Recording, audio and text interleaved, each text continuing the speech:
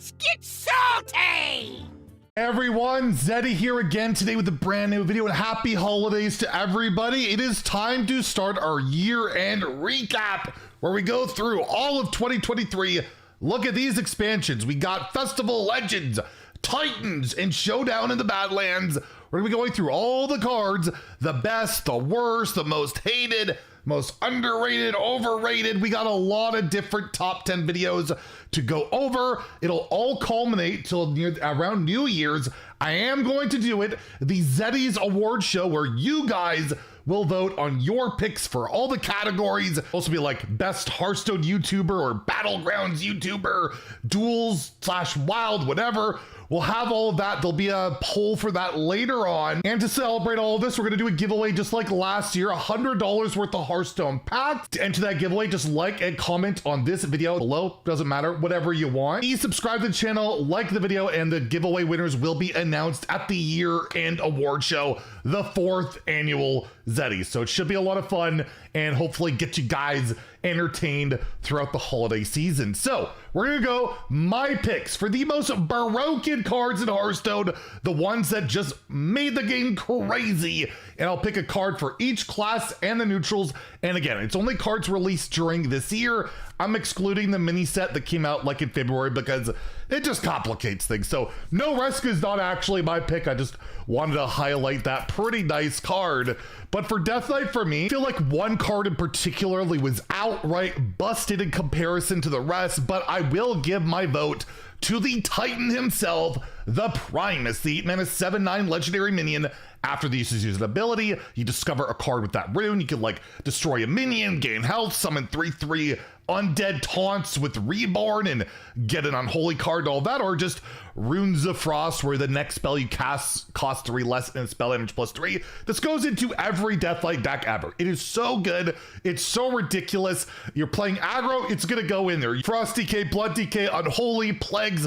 The Primus is absolutely auto-include. And for me, the most busted Deathlight card, with my main honorable mention being to unnerfed Hollowhound. That was a pretty good card. You could consider maybe, hell yeah, she's pretty nuts, but overall, I'm going with that Titan. For Demon Hunter, are you surprised? I'm gonna go with the pre-nerf Blind Eye Sharpshooter. She's still very good at 1/3. Probably gonna get nerfed to get at some point. But yeah, it's a 3-mana 1/5 that after you play a Naga, deal 2 damage to a random enemy and draw a spell. It switches, which means when you play a spell, you draw a Naga, and this could OTK and still can OTK on like turns 5 and 6 with one card. It is an absolute ridiculous amount of power. Not a very liked card by a lot of people, myself included, but there are those that enjoy it. It won World Championships. It was in that lineup. And my main honorable mention will be Glaive Tarp. This card really carried Outcast Demon Hunter for quite some time. The 4-mana 4/2 Death Rattle draw card, just insane draw engine plus damage. And also, I'll just throw out Helveria because I mean, the diamond looks sick, and for a while, if you left anything on the board, you would just blow up. It was funny looking through Druid cards. It's like all the neutrals that were busted for the most part. I'll give Contaminated Lasher my pick. It was ridiculous in Standard and Wild as a 2-mana 3/2 that would give you those 4 mana crystals, an absurd amount of mana cheat, led to Druid Stone when it came out. And you could also consider the recently nerfed Splish Splash Whelp, and one card that just always likes to pop up, Disciple of Eonar, or arguably also another card that got nerfed, Embrace of Nature for 1 mana that choose 1 effect. It all went with that Lasher thing. Druid got a lot of nasty stuff, and we're not even talking about the neutrals that they abuse, which we'll mention later. Hunter's another class that got nerfed a lot, got a ton of great cards, but I'm just gonna go with Agrimar. It's the same kind of argument as the Death Knight Titan, where it just goes into like every deck. You get that 3/3 weapon. It can draw cards. It can give you taunts. It can give you just more damage and immunity. Really insane card. Again, this goes into every Hunter deck in Standard, Wild, because why would it not? And it hasn't been nerfed, but these cards are kind of intentionally made to be broken, and there's so many honorable mentions you can make. The unnerfed Hollowhound, you could talk about unnerfed Starstrung Bow, or the recently nerfed Always a Bigger Jormonger. There's a lot of good Hunter cards this year, and yeah, Rexar was top of the food chain a lot during 2023. Mage is a class that's been pretty well defined by Sith throughout most of the year. She's absolutely busted. A 6-mana, effectively Malagos, basically gets spell damage +1 for every spell school you played this game. So give you like +8. She's just like the centerfold of a ton of different decks in Standard. absolutely ridiculous, but there are a ton of ridiculous cards Mage got this year. You could include Inquisitive Creation, which recently got nerfed to 4 mana and is effectively still auto-included in most decks, and a card that goes under the radar a lot, Cosmic Keyboard. You play this on 2 and just get bodies. It is really hard to deal with that pressure, and I will give a shout out to the card that can never ever seem to get nerfed, Reverberations, and also for Warlock as well. For Paladin, my pick has to be the recently nerfed Prismatic Beam. This went to every deck. Every deck, control, aggro, mid-range, I don't know, basic deck somehow. It's a common, right? And 7 mana at the time, deal 3 to all enemies, period. And cost 1 less for each minion. Could be 0 mana. It led to Paladin Stone to the point where it wasn't just the noob deck, just Paladin was the deck. Everyone took it to Worlds, and Prismatic Beam, I think, was the biggest part of it. You could also, of course, mention the other card that just got nerfed.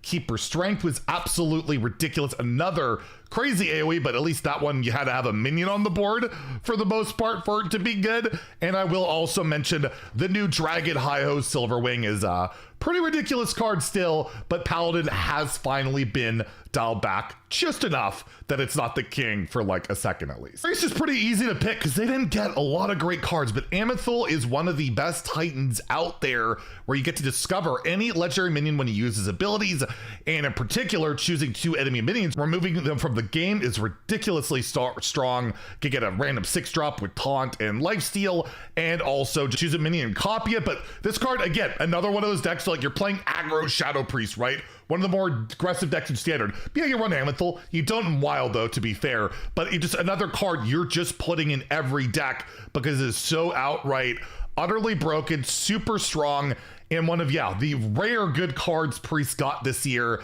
with the main one that I would like to bring up, I guess, is Love Everlasting. This amount of mass, infinite mana cheat, as long as you can keep chaining spells. It was really strong and led to Control Priest being a relatively, relevant deck in the Standard meta throughout the year. Never too top tier by design, by the looks of it. But overall, Love Everlasting, certainly a decent honorable mention. Rogue actually didn't get the craziest stuff throughout the year. Got the Concoction package in like Location last year, which is really hard carried the class for the most part. And I know it's recency bias, but I'm gonna go with Velorok Windblade. This was one of the worst cards. We had a worst card video not that long ago. It was in the top 10 list, and it has been buffed where you only have to reveal 1 card, you get a 3/6, and as Jean-Bray showed here, sometimes you can get this card out now on turn 1, which could be outright game breaking. It's a card that would not surprise me if they actually have to go back a little bit on the buff, hopefully not too much, maybe just some health. But overall, it is a super strong card that has elevated Rogue into a much more powerful position. My honorable mentions, you could definitely argue Lab Constructor. This card got nerfed incredibly quickly. I was one of the only people that seemed to see that coming. At 4 mana, just this thing would snowball. You could never kill it. And you just slap it onto stuff, or slap a Reborn, a Wind Fury, Divine Shield. Was an absolute ridiculous card. And you can just say the mechs in general, whether it's a Coppertail Snoop or the Mimiron card, all really powerful for Rogue, but mostly, it came down to mechs, and more recently, the whole Excavate stuff that finally has seen the light of day. Shaman, we gotta go with the recently nerfed Dr. Holiday, getting that 2/9 at the time weapon, summoning a larger and larger frog, as long as your deck doesn't have duplicates. Very powerful effect, and the numbers are still good on that deck. It is still a tier 2 deck. This deck card itself still has a really high mulligan win rate, and outside of that, Shaman didn't get the craziest of stuff, although a very, very close second to me is Flash of Lightning. This card has not been nerfed, but it led to the nerf of like Bioluminescence. Just open up Nature Shaman to be this crazy OTK deck, and still is a pretty good deck. It was taken to Worlds by multiple players, still a tier 2 deck, and if it wasn't for Flash of Lightning, that would not be possible. And we also got to mention Golganeth. This card goes into every deck, period, for Shaman. This probably is the best answer, even more so than Dr. Holiday, but I've already listed a couple of Titans, so I'm gonna go with that. But if your pick's Golganeth, I'm gonna have a hard time arguing with you. All right, this is the last Titan where I will pick, but Sargeras the Destroyer for Warlock, I just do think It's like the most busted card Warlock got all year, where you get that opening your portal that summons 2/3/2 imps, and you know, you can give them taunt endlessly, you can clear the board. It led to Symphony of Sins getting nerfed. If it wasn't for that, you'd still be getting Sargeras to like turns 5 and 6, right? Like that was a big reason why that card, which was really originally buffed, got nerfed, and Sargeras is still a meta player to this day. Of course, I'll give an audible mention to said Symphony of Sins, and I guess we kind of have to mention a card that really did not last long in its current form, and that's the reward. It's not specifically a card, but the Azurite Snake would steal 10 health from the enemy hero, and this card lasted all of like 2 or 3 days before it got like temporarily like banned or removed. I can't even remember what happened. They moved it to 6 mana, that's what happened, and it's been nerfed and is not nearly as problematic as it was at the beginning. And also Fortune Wheels. This location is just absolutely nutty and definitely elevated Warlock a lot when it came out. For Warrior, I gotta give it to Odin Prime Designate, allowing your hero for the rest of the game after your hero gains armor, they gain that much attack that turn. Finally, Warrior could turn their armor into something more than just staying alive, but murdering their opponent. It's been a staple in Standard, in Wild. It was banned from duels because it was too prevalent. It's just like the centerfold for Warrior, as it has been pretty much since it got put in, outside of those Enraged Warrior decks. Honorable mention to that, Battle-Worn Faceless didn't last very long at 2 mana, got nerfed to 3. Definitely something to consider instead of Odin, as well as Sanitize, which got quickly nerfed, and the buff Trial by Fire, which always seems to come up. Will it go back to 7? Pretty absurd card for Warrior as well. And lastly, for neutrals, it's obviously, no, it's not Reno. He's good, he's pretty good, but like he's not at the level of one card that outright broke the game. Yogg Saron Unleashed. He wasn't 9 mana, he cost a bit more, but instead of, after this uses ability, cast 2 random spells, he just costs 1 less for each spell you played this game, and it led to Druid and Roguestone, where they were just spamming 0 mana Yoggs, shadow stepping them, doing absurdly broken things. It was busted in Standard, Wild, every mode he appeared in. Absolutely, utterly broken. One of the most broken cards in Hearthstone history. It's gonna be tough to beat this one for the overall award. You guys will have to vote on that. But yeah, Yogg, just imagine if it was in its original state now than it was then, with everything going on, especially with like all the excavates and spells and coins those generate.